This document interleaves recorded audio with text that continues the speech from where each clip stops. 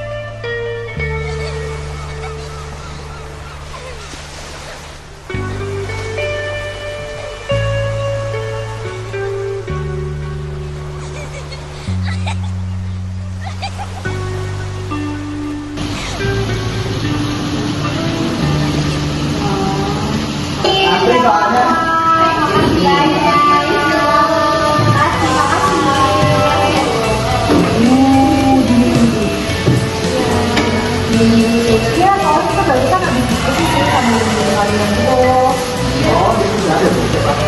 Oh iya, tadi tuh habis diskusi ini loh. Tadi kita tuh lagi ngebahas tentang materi, tentang berpikir strategis dan dari apa Kak Rizka? Oh Rizka, nah itu. Barusan banget tuh ada menjelasin tentang atributnya. Terus kamu harus aja Iya, kita kalian ini bareng-bareng sih. Nah, yang pertama, aku kasih lihat ke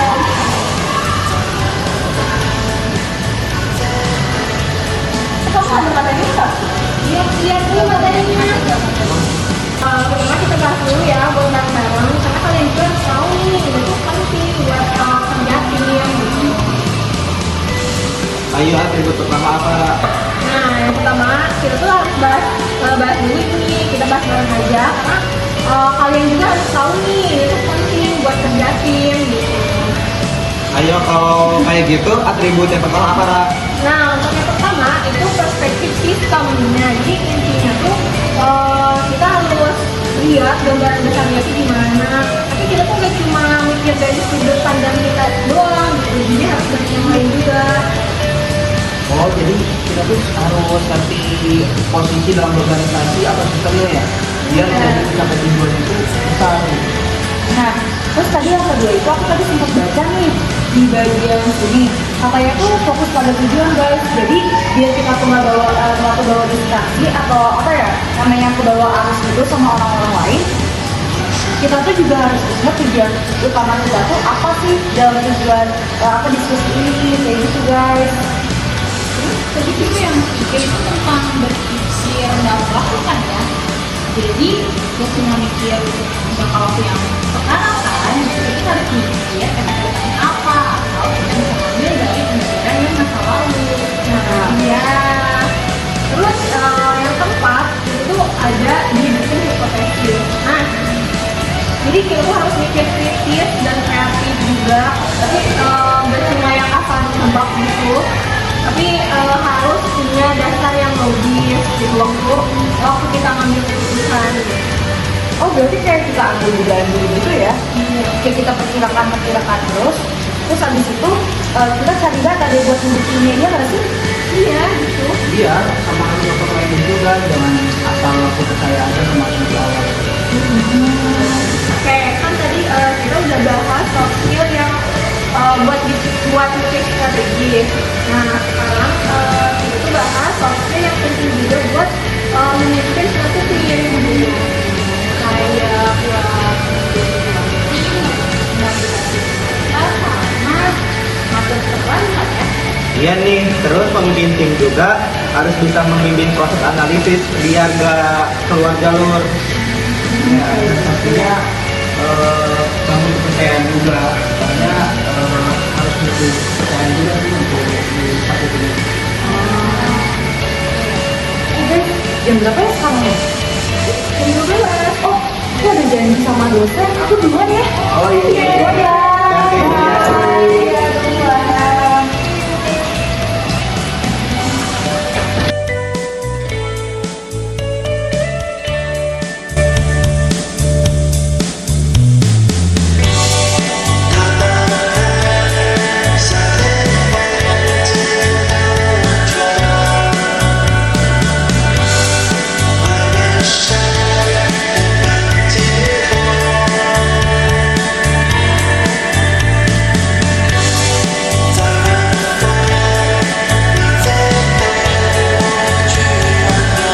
Kalian di sini belum buka. Pas banget sih mau nyusul. Nah, pas banget nih, kita tuh lagi bahas yang ini manajemen proyek buat analisis keputusan. Oh, yang kayak bikin rencana proyek, atur jadwal deh, dan bagi tugas itu ya. Iya, terus harus monitor progres, hambatan, sama pastiin jalannya.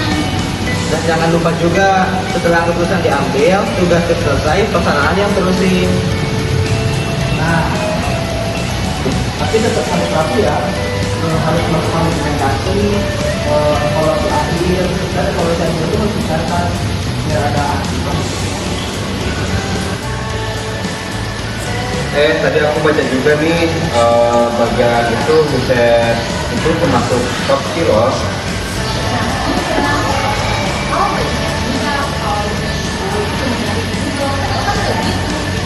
Iya, padahal riset itu ya lebih dari itu. Kita tuh harus paham dulu masalahnya, terus harus gali informasi dari situ dari sumber yang benar ya, sumber yang harus percaya itu lah. Iya, baru deh kita bisa ngerasain pendekatan analisisnya dan kita sesuaikan. Iya, biasanya kalau udah kita tanya itu biasanya kan lagi wawancara kan? Ya, terutama kalau mau dapat insight langsung dari ahli atau pemangku kepentingan. Iya, caranya ya asal. Iya, nggak bisa asal. Yang bilang itu harus pakai pertanyaan yang terbuka. Terus harus didengerin juga baik-baik. Terus yang paling penting sih jangan ngejudge ya. Dan ngerti di tipe responden juga, ada yang ekspresif, ada yang pendiam, itu harus disesuaikan. Iya, makanya kan komunikasi itu penting. Soalnya jangan cuma ngandelin omongan aja. Apalagi kami juga sebenarnya kan beda-beda, jadi kita harus berkesempatan ya untuk semua yang dibilang sama respondennya. Waduh, aku ada acara keluarga, aku pulang dulu ya.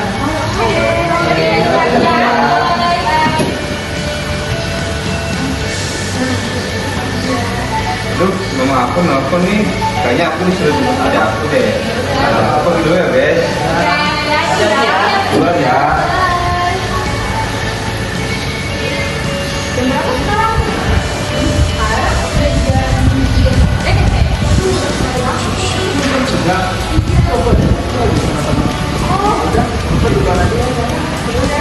Nanti malam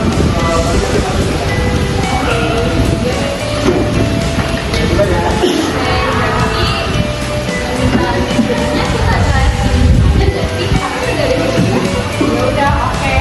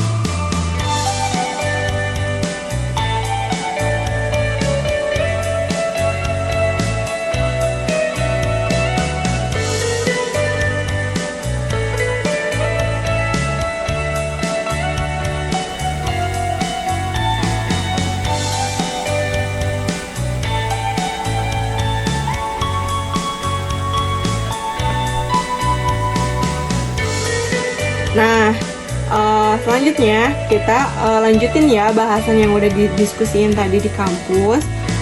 Sekarang tuh kita bakal bahas tentang memfasilitasi kelompok yang gak kalah penting dari yang udah kita diskusiin. Nah, benar tuh guys, buat fasilitator itu perannya penting banget, atau dibilang krusial, karena bukan hanya cuma jadi moderator aja, tapi fasilitator ini juga menjaga diskusi biar tetap on track gitu loh guys. Selain itu juga, fasilitator itu harus pastiin kalau semua orang di grup diskusi itu dapat kesempatan untuk ngomong, gak boleh ada satu orang doang yang mendominasi di diskusi itu. Kalau ada konflik, fasilitator harus bisa netral. Jadi tenangin suasana tanpa ngedikte dulu. Iya, harus pintar-pintar baca situasi juga penting. Nah, terakhir itu ada komunikasi hasil analisis. Nah, yang satu ini tuh gak kalah penting dari yang tadi. Iya sih, benar kalau misalnya hasil analisis itu nggak dikomunikasiin dengan jelas, pasti dipastiin tuh orang-orang tuh nggak bakal paham apa dulu sih sama apa yang kita omongin atau diskusiin. Nah, itu benar. Padahal kan hasil analisis itu yang nentuin arah keputusan organisasi. Mau arahnya kemana?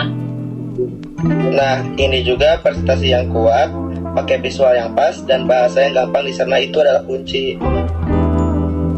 Iya, intinya bukan soal nunjukin seberapa rumit kerja kita, tapi gimana bikin orang ngerti dan percaya sama hasilnya. Soalnya mengkomunikasikan wawasan analisis kepada pengambilan keputusan atau pelaku kepentingan juga, ya keterampilan soft skill juga yang sangat penting untuk dikomunikasikan. Nah, ini juga untuk memberikan penyampaian informasi yang kompleks dengan cara yang dapat mudah dipahami dan digunakan untuk pengambilan keputusan yang lebih baik. Gitu juga. Ngomong-ngomong, seneng ya kita bisa diskusi dari tadi, kita juga diskusi di kampus, terus sekarang juga kita diskusi virtual kayak gini. Terus kalian juga masih tetap semangat buat ngebahas hal-hal yang belum dipahami satu sama lain tentang teori pengambilan keputusan.